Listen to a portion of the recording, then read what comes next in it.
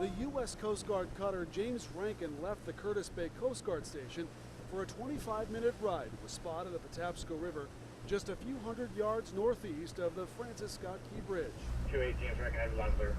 It is here where they dropped a buoy, red, white, and blue, complete with stars and stripes, where Francis Scott Key stood on a boat nearly 200 years ago during the Battle of Baltimore and watched the bombs bursting in air, writing what is now known as our national anthem. I'm Lieutenant Ashley Crouch. I'm the commanding officer of Coast Guard cutter James Rankin, and we're here to set the Francis Scott Key buoy for 2014. We put the buoy in the exact spot that Francis Scott Key spent on the ship of truce while he was watching the Battle of Baltimore. We're going to transit out of Curtis Bay and across the main ship channel, Fort McHenry, going toward the east side of the Key Bridge, just the northeast corner of the bridge. And that's where his ship was. And then we're going to put the buoy over the side, just the same as we do for all the rest of our buoys that we work. And I see this buoy is very special because it's all red, white, and blue. It's got the stars and stripes on it.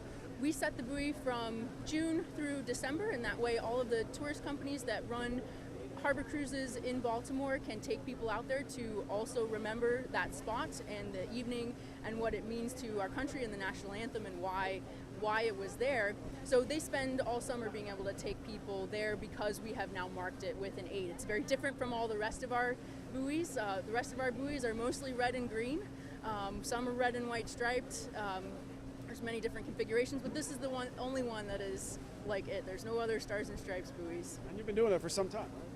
Yes, the Coast Guard's been setting the buoy continuously since 1979, and then James Rankin has been doing it since she was commissioned and stationed in Baltimore. On board the cutter, there was a fife and drum corps dressed in period costume. Scott Sheeds is Mr. History when it comes to Fort McHenry.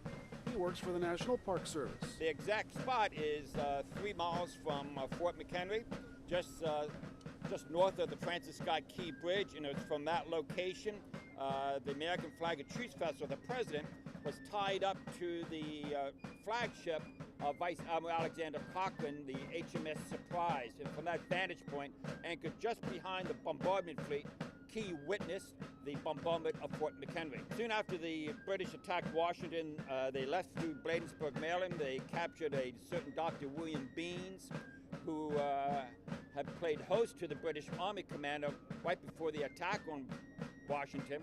Some stragglers were going behind the British Army, and Dr. Beans and fellow townsmen arrested these British stragglers. One of them escaped, got word back to the British commander. The British commander was a little upset and ordered the arrest of Dr. Beans. He was taken on board a British warship, and friends of Dr. Beans, one of whom was Francis Scott Key, had gone out to the British fleet out in the Chesapeake Bay, arranged for the release of him, but the British aren't going to let Dr. Beans or Key go until after the attack on Baltimore. So they were on board this small American Flag of Truce vessel for several days until after the bombardment of Fort McHenry. This is a big deal, is it not? Yeah, the lowering of the buoy by the U.S. Coast Guard, this has been going on since 1906. When the first buoy was dropped, and then later was made official in 1914 during the centennial Star-Spangled Banner celebration. So this is a very nice ceremony that the Coast Guard does for us every year. But this is a special year, 200 years.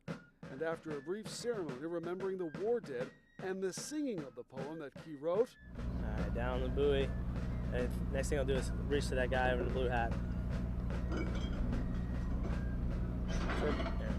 And that's it. The buoy marked its place in history just as Francis Scott Key did nearly 200 years ago.